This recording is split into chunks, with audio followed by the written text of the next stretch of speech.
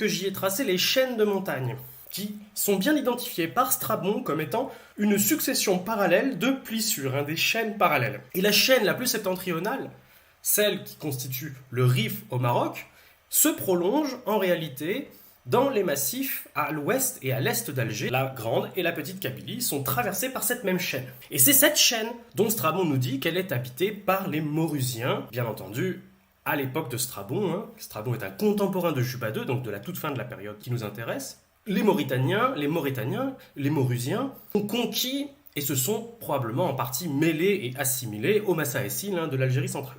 Et puis on nous dit donc dans les chaînes intérieures, jusqu'à la pente probablement de la chaîne, donc de la deuxième plissure, la plissure du Moyen Atlas à l'ouest de l'Atlas, sur l'autre versant des montagnes, et jusqu'au désert, se trouvent les Gétules. Les Gétules qu'on appelle Gétules Autolol, dans la partie occidentale, dans le Maroc actuel. Pline, qui écrit encore un demi-siècle après Strabon, qui est lui donc un contemporain de l'intégration de la Mauritanie en tant que province romaine dans les années 40-50 de notre ère, situation qu'on exposera dans l'épisode 4. Pline décrit l'enchaînement des différents points de contact, des différents ports ou des différents fleuves qui sont, jusqu'à aujourd'hui, les points d'habitation, au bord des fleuves, là où il y a l'eau douce, au débouché des routes commerciales qui empruntent également les fleuves, et là où, généralement, les fleuves débouchent eux-mêmes au bord d'un éperon rocheux où se constituent les villes, naturellement, et les villes fortifiées, et puis les ribats à l'époque médiévale. Donc, du nord au sud, en venant de Tanger et Azila, on trouve bien sûr l'Oukosh, qui est le point de départ de cette description, puis le fleuve Sebou, Soubour, le fleuve Sala, aujourd'hui appelé Bourg-et-Greg, le Routoubis, probablement le Erbiya, le promontoire Soloaïs, qu'on a déjà vu, qui dérive probablement de la racine sémitique Solo, qui, comme Sala désigne le rocher, à côté de Safi aujourd'hui, Roussadir, qui correspond peut-être au cap le plus occidental de l'Atlas, au sud des Saouira, ou à la région des Saouira, ou au fleuve Tensift. Cosenus, probablement le Souss. Puis Massat, qui s'appelle toujours le fleuve Massa aujourd'hui, donc dans le sud de la plaine du Souss. Et enfin, tout au sud, le Dara, le Dra actuel, le Dra, qui effectivement débouche, après avoir traversé les sables, pendant plusieurs centaines de kilomètres, débouche à la limite sud de ce qui est le Maroc médiéval, moderne et contemporain. Et puis Pline continue. Il nous parle d'un golfe de 616 000, soit environ 900 km. De quoi parle-t-il? Est-ce qu'il parle d'un golfe qui s'étendrait depuis le promontoire Soloéis ou du cap Roussadir, à l'ouest de la province de Marrakech actuelle? Ou est-ce qu'il parle à partir des caps sahariens? 900 km, ça nous conduit vraiment très au sud. Donc c'est assez difficile à appréhender et il est probable que lui-même a une perception géographique très approximative. Alors il nous parle du cap Barka, qui correspond sans doute à Tarfaya, et qui se prolonge, nous dit-il, jusqu'au cap Sourantium, qui est probablement le cap Bojador, Boujdour, qui est la limite des territoires explorés jusqu'à l'arrivée des Portugais dans les années 1430. Ensuite, donc, on a une description d'un certain nombre de territoires difficilement identifiables. Le fleuve Bambotous, plein de crocodiles et d'hippopotames. S'agit-il d'une évocation du fleuve Sénégal en dépit de l'imprécision géographique? C'est difficile à dire. Le fleuve Palsus, non localisable. Et puis ces Éthiopiens, les Éthiopiens daratites, probablement les ancêtres des Drawa, les habitants indigènes du Dra. Les Gétules d'Ariens, donc des populations libyques, à dominante nomade, atlassiques, qui sont installées dans la partie septentrionale du Dra et jusqu'à aujourd'hui, donc toute la région de Ouarzazate, etc. Les Éthiopiens Péros, non localisables. Les Pharusiens, donc un groupe ou un sous-groupe de Libyques, peut-être en partie mêlés d'Éthiopiens, probablement plus à l'intérieur. Venons-en maintenant à la guerre de Jugurtha, le nom d'un ouvrage d'un historien romain qui s'appelle Salluste et qui vivait au 1er siècle avant notre ère. Lui aussi nous décrit l'espace qu'il compte prendre comme décor de son histoire de la guerre de Jugurtha. Les territoires à la suite jusqu'à la Mauritanie appartiennent aux Numides, donc il évoque évidemment les Massuls et les Massaéciles, donc d'Algérie actuelle et de Tunisie occidentale. Les peuples les plus rapprochés de l'Espagne sont les Maures, donc il parle des Maurusiens, les Mauras, du nord du Maroc actuel. En arrière de la Numidie, donc à nouveau, dans le territoire au sud, de l'autre côté, d'une des chaînes parallèles de l'Atlas, sont, dit-on, les Gétules, les uns vivant dans des cabanes, donc dans des huttes, des tikites comme on dit en Mauritanie, ou des nouala comme on disait au Maroc. Les autres, plus barbares encore, allant à l'aventure, donc ils parlent de populations nomades. Derrière sont les Éthiopiens, et plus loin, enfin, les pays brûlés par le soleil. Les Éthiopiens n'habitent pas de l'autre côté du Sahara, ils sont de ce côté-ci du Sahara.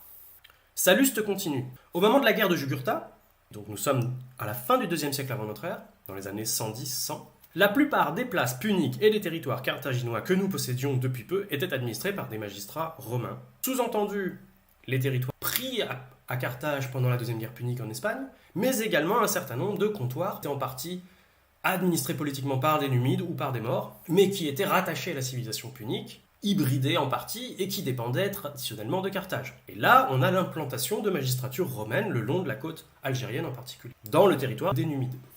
Et puis bien évidemment, le territoire de l'Afrique proprement dite, la Tunisie carthaginoise, conquise en 546, est devenue une colonie romaine au sens propre, où on installe des colons italiens un petit peu partout au milieu de la paysannerie punique et de plus en plus de la paysannerie numide. On dit presque tous les Gétules et les Numides, jusqu'au fleuve Mouloucha, donc la frontière entre l'Algérie et le Maroc, le Moulouya actuel, étaient sujets de Jugurtha, l'empire numide de Jugurtha, qui s'est reconstitué et qui a repoussé les Maurusiens dans leur territoire naturel du nord du Maroc actuel, la péninsule Tingitane, et qui de l'autre côté donc touche à la province de l'Afrique romaine, qui est l'ancienne République de Carthage, l'ancienne Cora carthaginoise, devenue la province d'Afrique. Et cet énorme empire nord-africain, détenu par Jugurtha, est l'objet du combat de Rome pendant cette décennie à la fin du IIe siècle avant notre ère. De l'autre côté donc, dans le nord du Maroc, les Maures, les Maurusiens, ce que lui appelle les Maoris, avaient pour roi Bocchus, et il parle de Bocchus Ier, qui ne connaissait que de nom le peuple romain, et que nous ignorions nous-mêmes comme ennemis ou comme amis.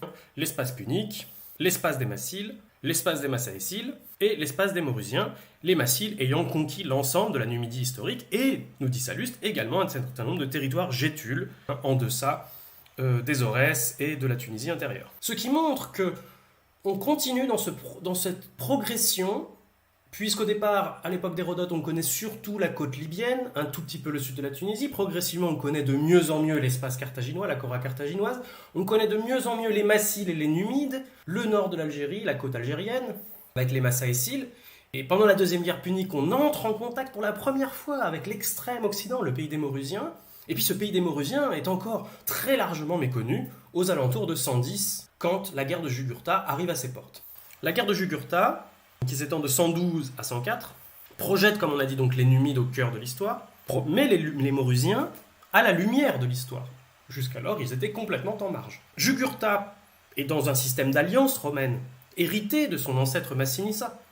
Et puis, un peu comme Mithridate VI du Pont, quelques années plus tard, dans la région de la mer Noire, il va profiter de l'affaiblissement romain relatif, ou d'une période de vacances, ou d'une période d'incertitude, pour tenter de se constituer un empire africain 30 ans à peine après la chute de Carthage. Alors que des colons italiens commencent à être installés, parfois même des colons gétules auxiliaires sont installés eux aussi dans ces territoires de l'ancienne Cora carthaginoise, la province d'Afrique, mais aussi de plus en plus à l'intérieur de sa propre Numidie. Et les Gétules profitent de ce mouvement politique de Jugurtha pour demander le patronage de Rome. À ce moment-là, ce sont Marius et Sylla qui commandent, dans ce contexte, les petits magnats en Tripolitaine. Et la première cité africaine à obtenir le droit romain en tant que municipe libre. On disait que justement le nord du Maroc, la Maurusie ou la Maurétanie, entre soudainement dans l'histoire parce que Sylla vient représentant le gouvernement romain, représentant Marius, pour exiger que Bocchus lui livre Jugurtha, qui, au terme de sa lutte, a perdu et s'est enfui, et s'est réfugié au loin dans le royaume de Maurusie. Et c'est ce qui est représenté au revers de cette monnaie, où l'on voit Bocchus Ier, le roi de Maurusie, Jugurtha prisonnier à sa cour, et Sylla, trônant, qui vient enlever Jugurtha.